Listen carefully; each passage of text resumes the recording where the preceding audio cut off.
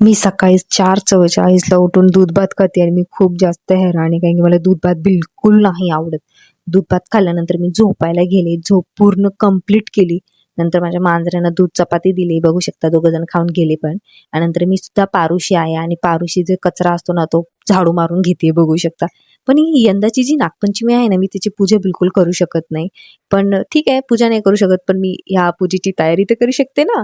तर बघू शकता, मी आधी ब्रश करून घ्यावं. ब्रश झाल्यानंतर घरामध्ये जेवढी भांडी होती ना, म्हणजे जे आपण बकेटा असतात ना, जे आपण भरतो, त्यांना घासायला घेतलं. कारण की मी नुसतं म्हणते आज धुते, उद्या धुते, उद्या धुते, परवा धुते, हेच चालू असतं माझं. तर म्हणलं त्यासोबत मी प्यायची पण भांडी धुवून टाकते. ते प्यायची भांडी पण धुवायला घेतली पटकी.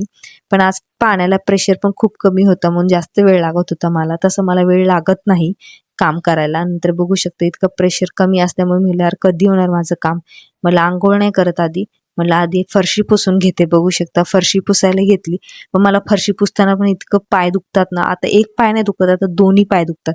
तर आहे ना, मी फरशी पण लवकर पुसत नाही. मी फरशी आहे ना 2-2 दिवसांनी, 3-3 दिवसांनी, कधी कधी असं असं करून पुसते. खरं तर सांगू तुम्हाला, कारण की पायच दुखतात आणि पाय दुखायला लागलं ना मला एकदम ब्लँक होते.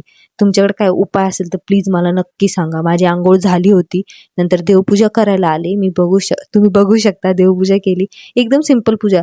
दिवा लावला, धूपबत्ती लावली आणि माझे देव बघा कसे दिसतात.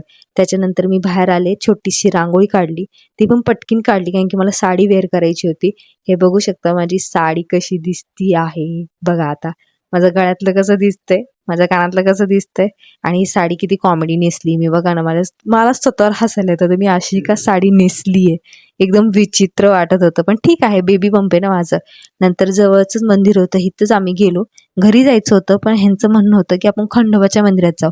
मी म्हणले ठीक आहे चला, पण तेवढ्यात आम्हाला पाऊसच लागला, भिजलो आम्ही दोघं जण. पण तिकडं मंदिरात गेल्यानंतर एक आजी म्हणल्या की प्रेग्नेंट लेडी असं गड चढत नसते. मी म्हणलं ठीक आहे, मग हे गेले, पाया पडले. नंतर आम्ही हॉटेलमध्ये आलो, पण हा हॉटेल यार खूपच मस्त होत आहे, बघू शकता. मी त्याचा व्हिडिओ काढला, मला इतका आवडलं हॉटेल.